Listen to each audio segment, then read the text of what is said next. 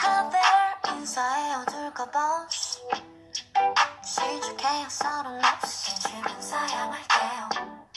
teman-teman, kembali lagi bersama saya Astriani Aveliana Atta dari Prodi Pendidikan Bahasa dan Sastra Indonesia Universitas Mula Warman Angkatan 2020. Jadi, pada video kali ini saya akan membahas mengenai makna dari sejarah sastra, manfaat sejarah sastra, serta kaitannya dengan ilmu lain. Oke teman-teman, sekarang langsung aja kita masuk ke pembahasannya. Nah, sejarah sastra adalah cabang ilmu sastra yang menyelidiki perkembangan cipta sastra sejak awal pertumbuhannya hingga perkembangannya sekarang. Sejarah sastra mengkaji sastra menggunakan kriteria ekstrinsik, hal-hal yang berasal dari luar sastra, seperti identifikasi kehidupan politik, sosial budaya, beserta pengaruhnya terhadap karya sastra. Sejarah sastra adalah salah satu bagian dari kajian ilmu sastra. Kata sejarah sendiri berasal dari bahasa Arab, yaitu sajarun yang berarti pohon. Pohon itu sendiri menggambarkan adanya akar, cabang, dan ranting yang memperlihatkan adanya proses susunan peristiwa secara kronologis. Sejarah itu sendiri mempunyai arti yang sama, yaitu rekaman perjalanan kehidupan manusia dari masa lampau sampai pada masa-masa berikutnya.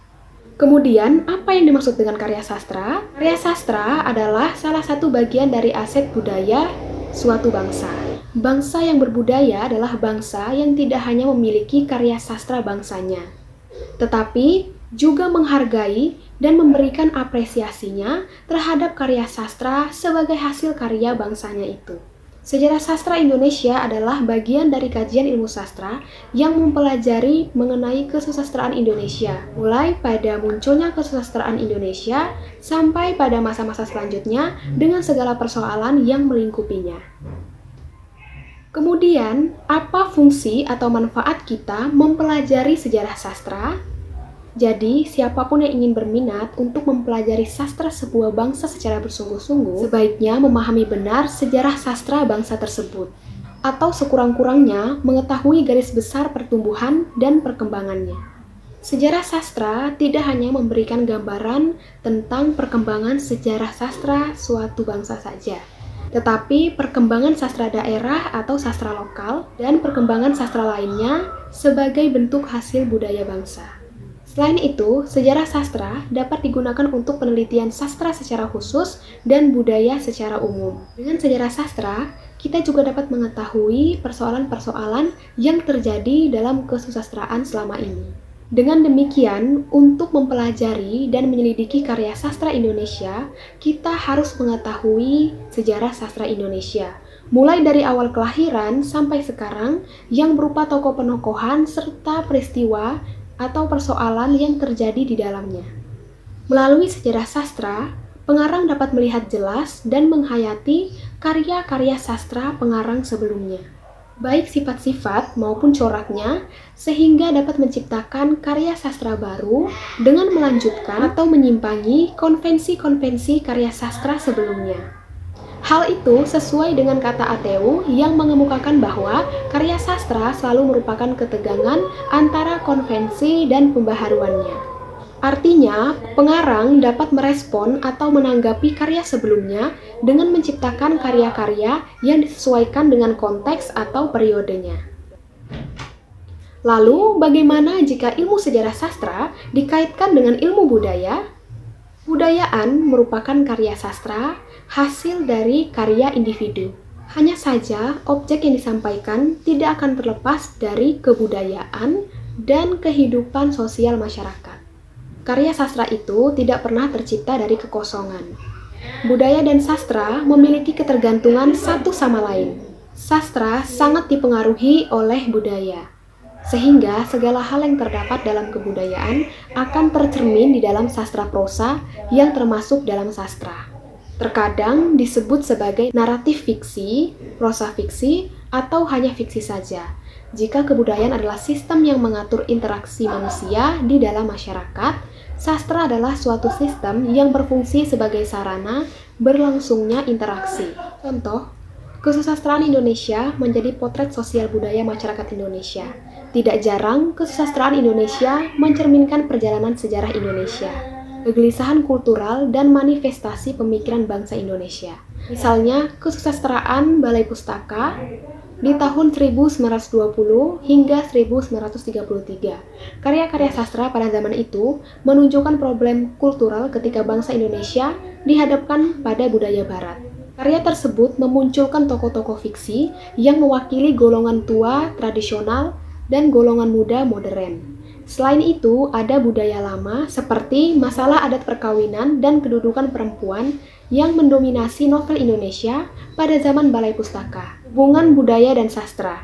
Hubungan ini jarang ditemukan bila dibandingkan hubungan sastra dengan ilmu lain.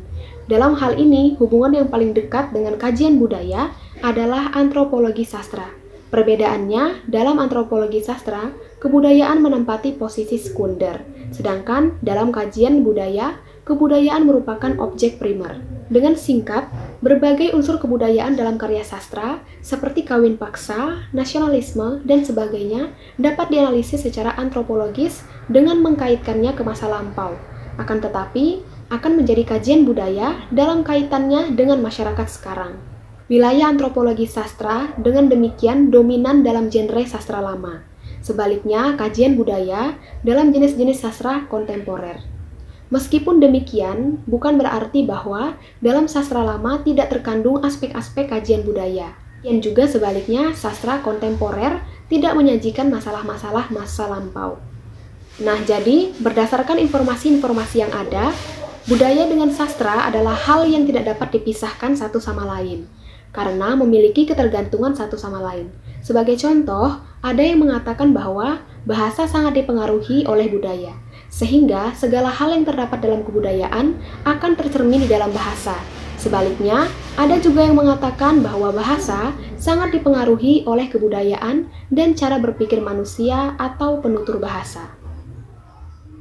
Maka, dapat disimpulkan bahwa sejarah sastra Indonesia adalah bagian dari kajian ilmu sastra yang mempelajari kesusastraan Indonesia, mulai dari munculnya kesusastraan Indonesia sampai masa-masa selanjutnya dengan segala persoalan yang melingkupinya. Kemudian, manfaat sejarah sastra ini yaitu, melalui sejarah sastra, para pengarang dapat melihat jelas dan menghayati karya-karya pengarang sebelumnya, baik sifat-sifat maupun coraknya, sehingga dapat menciptakan karya sastra baru dengan melanjutkan atau menyimpangi konvensi-konvensi karya sebelumnya. Kemudian, budaya dan sastra memiliki ketergantungan satu sama lain. Sastra sangat dipengaruhi oleh budaya, sehingga segala hal yang terdapat dalam kebudayaan akan tercermin di dalam sastra prosa yang termasuk dalam sastra.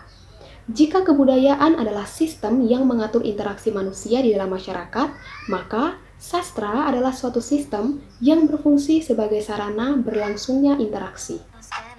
Oke teman-teman, sekian penjelasan dari saya mengenai sejarah sastra, manfaat sejarah sastra, serta kaitannya dengan ilmu budaya. Semoga dapat menambah ilmu teman-teman ya. Dan jika kamu suka dengan video ini, tekan tombol like dan jangan lupa subscribe. Terima kasih sudah menonton, sampai jumpa di next video. Dadah!